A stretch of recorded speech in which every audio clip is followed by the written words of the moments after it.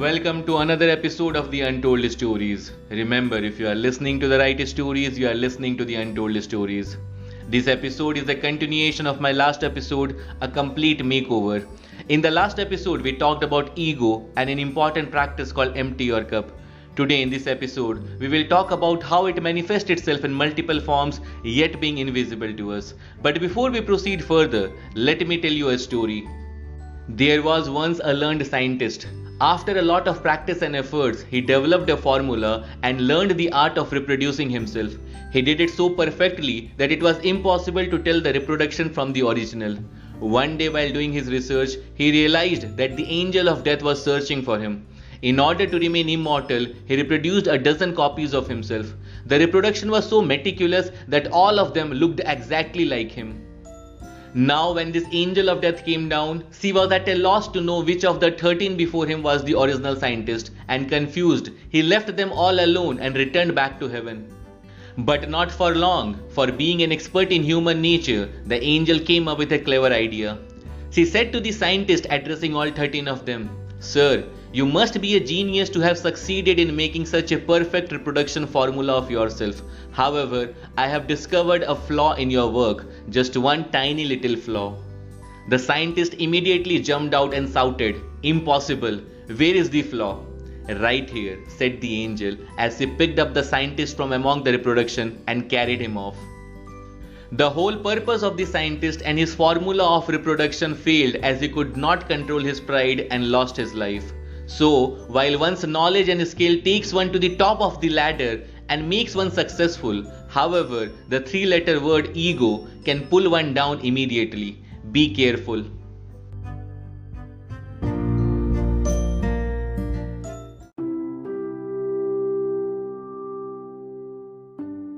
I have realized that emptying the cup is not about forgetting everything you know, neither is it about physically emptying your thought process. The truth is, it is about suppressing the ego. The ego does not dissipate so easily. As any aspirant on any kind of spiritual path will tell you, suppressing the ego is fundamental to his spiritual growth.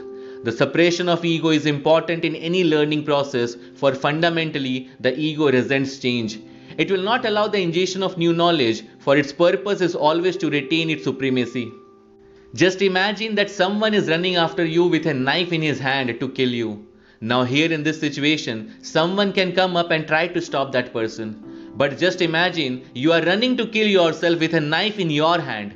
Even if someone wants to, no one can save you. If the enemy is outside, something can be done. But if the enemy is inside, then nothing can be done. Our true battle has always been and will probably always be the one with the ego. The separation of the ego is a continuous process. The ego will not allow its supremacy to be challenged, and it uses a myriad of means to rationalize its approach. It makes it appear as if you are merely being more rational, that you are questioning the process because you need to know more. It will make you question the veracity of the mentor or master in front of you. It will use science to challenge spirituality and religion to challenge science. It will use any platform it can find.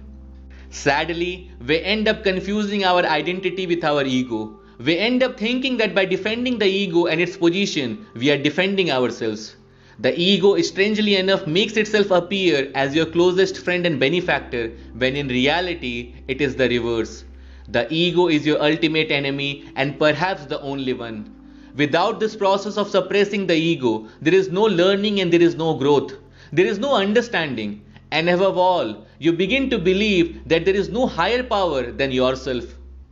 The ego manifests in two forms. In some personalities, it comes out in the form of aggression. In many others, it manifests in a more passive form. The aggressive ego is more easily identifiable and therefore to a greater extent simpler to deal with. You see it coming both in the proponent and opponent. Thus it would mean that you would see it in yourself as much as you would see it in others.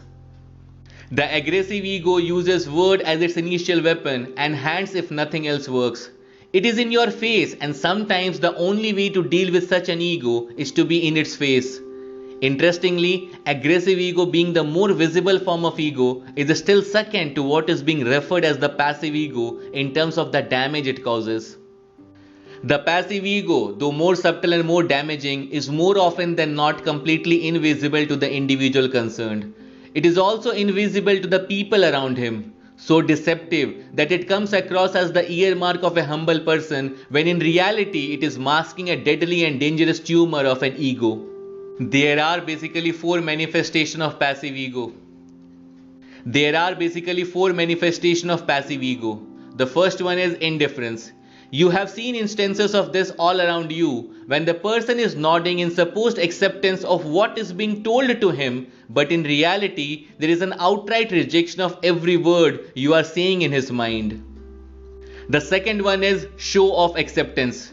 In this variation, the passive ego is accepting of whatever is being told to the person at the time he is hearing it.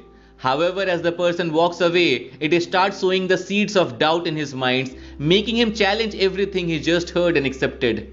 If the aggressive ego were at work, the person would challenge whatever is being told at the spot. But the passive ego gets to work after the fact. It allows you to believe that you are accepting something, and within a few hours, you are in total rejection of everything you heard. The third one is tune out. A third manifestation of the passive ego is one where the person at the receiving end of the advice or lesson tunes out during the process. For all appearances, it looks like the person is paying close attention. However, at that point, he is already in a different place in his head. This form of passive ego manifests itself a lot in students who sit in a classroom having mastered the art of falling asleep with their eyes wide open. Sadly though, the loser is always the recipient. And the last one is deception. The fourth, which is regarded as the most dangerous variation of all, is the type where you would actively participate in the discussion or lecture, humming and nodding, providing positive gestures of knowledge and acceptance, all with a smile. But to all ends and purposes, you have already decided at the onset that you are not listening.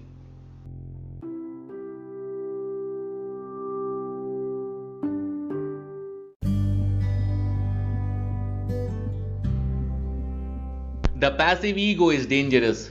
It manifests itself by using the platform of rationality and logic in its camouflaged approach to questioning anything new. It will give you a simplistic answer with no depth to them as an instant solution in order to prevent you from inquiring further. It stops you from seeking. Both the aggressive and passive form of ego needs to be suppressed in order to truly empty your cup. The ego has full access to your intellect, which means it knows all your weaknesses. There is nothing you can hide. The ego works best when it is not seen. Empty your cup before your life is emptied of its purpose. Remember, if you are listening to the right stories, you are listening to the Untold Stories. And if this episode has matched your wavelength, then share it with people who need it. And just in case you have the time, then you must listen to my previous episode, Life Without Limits, where I talked about what it would be like to be free of those limitations imposed by our beliefs and what would your life be if anything were possible. That's all from this episode. Remember friends, you too have untold stories to tell which can make a difference in someone's life, because certain untold stories are born out of certain lives and certain lives are born out of certain untold stories.